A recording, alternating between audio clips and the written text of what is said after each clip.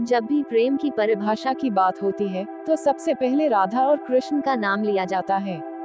लेकिन क्या आपने कभी यह सोचा है कि राधा, जो श्री कृष्ण की सबसे प्रिय थी, महाभारत जैसे विराट ग्रंथ में कहीं क्यों नहीं दिखाई देती? राधा और कृष्ण का प्रेम सांसारिक नहीं था। यह एक ऐसा प्रेम था जो आत्मा से आत्मा का मिलन था, न कोई वचन, न कोई बंधन, केवल समर्पण। कुरुक्षेत्र का युद्ध चल रहा था। श्री कृष्ण अर्जुन के सारथी बने थे। एक रात युद्ध के मध्य अर्जुन ने श्री कृष्ण से पूछा, प्रभु, आप इतने शांत कैसे रह सकते हैं? यहाँ चारों ओर मृत्यु है और आप ऐसे जैसे कुछ हुआ ही ना हो। श्री कृष्ण मुस्कुराए और बोले, जिसने राधा से प्रेम किया हो वह युद्ध से नहीं डरता। अर्जुन चौंक गया। उसने फिर पूछा, आपने राधा से विवाह क्यों नहीं किया? अगर प्रेम था तो साथ क्यों नहीं निभाया? कृष्ण ने गहरी सांस ली और कहा, राधा मेरा प्रेम थी और प्रेम कोई बंधन नहीं चाहता।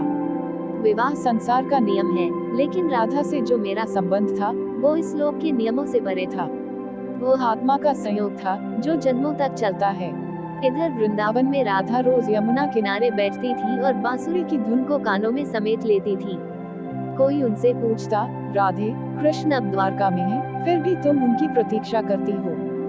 राधा मुस्कुरा कर कहती, कृष्ण कहीं गए ही कब हैं? जो प्रेम में समाया हो वो कहीं नहीं जाता, वो तो हर श्वास में बस जाता है।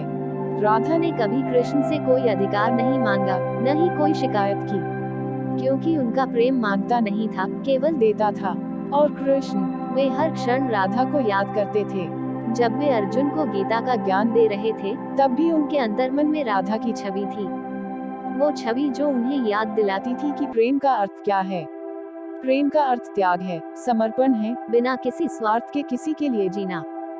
राधा और कृष्ण का प्रेम हमें यही सिखाता है कि सच्चा प्रेम कभी भी पाने की इच्छा नहीं करता, वो केवल निभाने की भावना रखता है। यही कारण है कि राधा भले ही श्री कृष्ण की पत्नी नहीं बनी, पर वह उनके हृदय की रानी थी।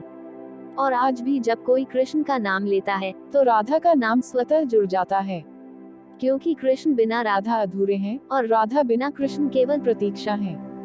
यही है राधा कृष्ण के दिव्य प्रेम का सच्चा अर्थ, एक ऐसा प्रेम जो युगों युगों तक अमर है।